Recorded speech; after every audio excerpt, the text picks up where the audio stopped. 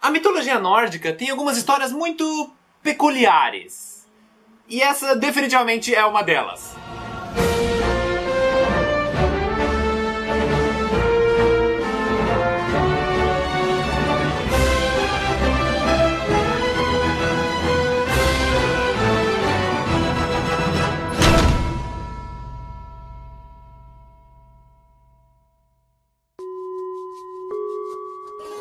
A história de hoje envolve os 3 personagens mais famosos da mitologia nórdica: Odin, Thor e principalmente o nosso querido e inigualável Loki, o deus da trapaça.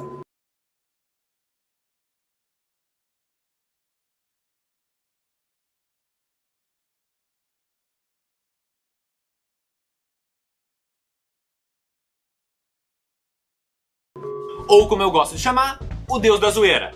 Porque vocês sabem que o Loki nasceu no Brasil, né? Todas as tretas que ele se mete, ele resolve com o jeitinho brasileiro.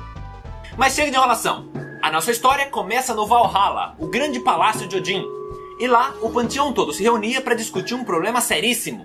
Asgard, o reino dos deuses, precisava urgentemente de um muro. Mas não qualquer tipo de muro.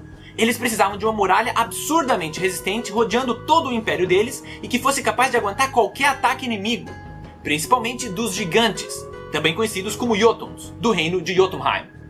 Mas infelizmente nenhum deles tinha capacidade para isso.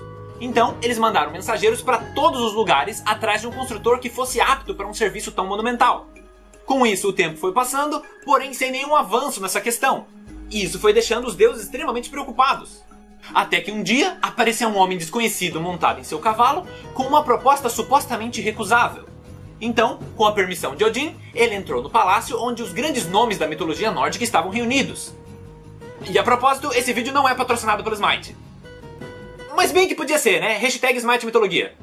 Então, de frente com o conselho de Asgard, o forasteiro disse que ele era o melhor construtor do mundo. E que em apenas 3 estações ele ia conseguir construir o muro exatamente do jeito que eles queriam. E caso ele não conseguisse terminar a tempo, o serviço ia sair de graça. Que nem pizza nos Estados Unidos. E essa é outra parte importante. Em troca do serviço, o construtor pediu em retorno a mão da deusa Freya em casamento, o Sol e a Lua. Bem exigente o desgraçado. Aí Odin pediu um momento para conversar com a sua assembleia e imediatamente disse para os colegas que esse preço era inconcebível. Jamais eles poderiam abrir mão do que ele estava pedindo. Então, Thor e os outros membros concordaram que, por mais que eles desesperadamente precisassem do muro, eles iam ter que recusar. Mas o Loki discordou. Então o deus da trapaça, com toda a sua confiança arrogante, disse que construir o muro em 3 estações já ia ser um trabalho bem árduo. Então eles só precisavam tornar o combinado ainda mais difícil para garantir que ele não ia conseguir terminar a tempo. E com isso eles iam ter um muro que eles tanto precisam e sem precisar pagar nada. Se esse não é o jeitinho brasileiro, eu não sei o que é. E ele nem esperou uma resposta dos colegas. Ele já foi até o cara e falou: "Ô Bob construtor, chega aí. A gente aceita o teu acordo, mas 3 estações é muito tempo. Você vai ter que terminar o muro em uma só e não pode ter ajuda de ninguém." Aí depois de pensar um pouco, o construtor concorda com o prazo e diz que só vai precisar da ajuda do cavalo dele, o Svalfari. Esses nomes nórdicos são uma delícia de pronunciar. E o Loki fala: "Beleza, tipo, grandes bosta, um cavalo." Então o forasteiro sai do palácio e Odin diz: "Loki, eu espero que você saiba o que tá fazendo. Pro teu próprio bem." "Relaxa, velhote, comigo não tem erro." No dia seguinte a construção começa e logo de cara todo mundo percebe que esse construtor é absurdamente eficiente. Não só no quesito conhecimento e determinação, mas ele também era assustadoramente forte. Ninguém entendia como um cara daquele tamanho tinha tanta força. Mas mesmo assim, o que mais surpreendeu não era ele. Era o cavalo que ele usava para buscar as rochas para construir. Porque a velocidade extraordinária dele era o que realmente estava fazendo o serviço ir tão rápido. Então, os dias foram passando, o muro foi sendo levantado com uma eficiência inacreditável, e obviamente a preocupação começou a tomar conta dos deuses. Principalmente do Loki, que já estava sentindo o ódio dos colegas. Ups! Aí, faltando 3 dias para terminar o prazo, o construtor só precisava fazer a entrada para terminar o muro.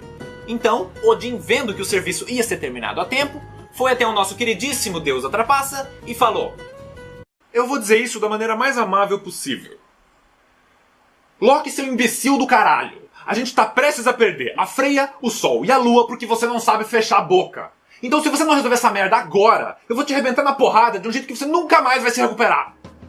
Então, com esse pedido carinhoso, o plano que o nosso zoeiro fez foi o seguinte: Já que o construtor era um cara muito esperto, ele decidiu que seria melhor tentar distrair o cavalo, para ele não conseguir buscar o material a tempo. E como muitos de vocês devem saber, o Loki tem a habilidade de mudar de forma. E agora corta para a entrada de Asgard, onde o construtor está quase terminando o serviço e só precisa fazer algumas poucas viagens para buscar as últimas rochas que faltam para finalizar a obra. Então o construtor sai com o Svalfari puxando a carroça, até que em determinado momento, no meio da floresta, surge uma égua. Muito esbelta, muito charmosa, e ela sedutoramente relincha para o cavalo, deixando ele, digamos, mais animado do que o normal. E isso faz com que ele se solte das rédeas e comece a perseguir a égua. Que a propósito, vocês já perceberam quem é, né?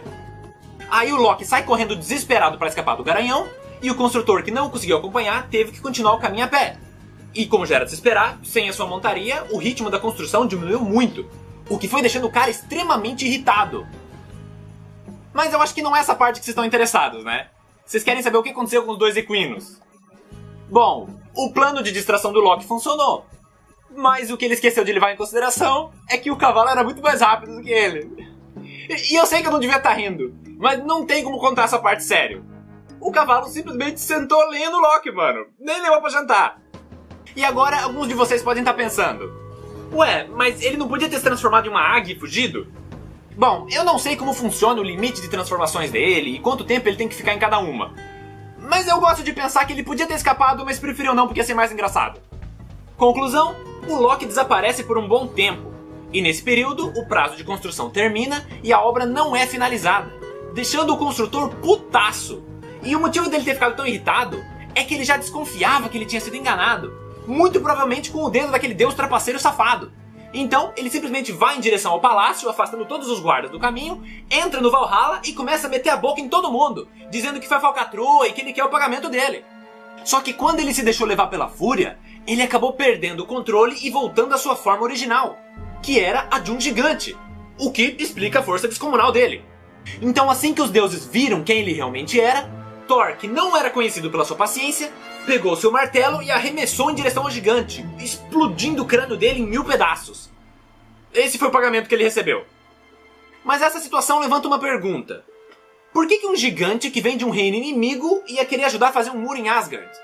E aí o máximo que a gente pode fazer é especular. Então, talvez fosse um plano maléfico dos gigantes e o construtor ia deixar uma passagem secreta no muro.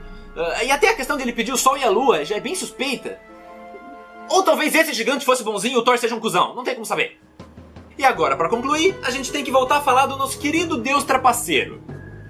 Então, quando o cavalo fez coisas inapropriadas com ele, Loki engravidou. E depois as pessoas não concordam quando eu digo que mitologia é uma coisa maravilhosa. Aí, meses depois de ter desaparecido, eis que no horizonte retorna Loki, com o rabinho entre as pernas. Não, agora ele já estava na forma humana, não foi trocadilho. E ele não veio sozinho. Ele trouxe o seu filho, um potro de 8 patas chamado Sleipnir. Resumindo, Loki virou uma égua, foi enrabado por um equino, engravidou e deu à luz a um cavalo-aranha. Se essa não é a melhor história que você já ouviu na sua vida, você não tem bom gosto.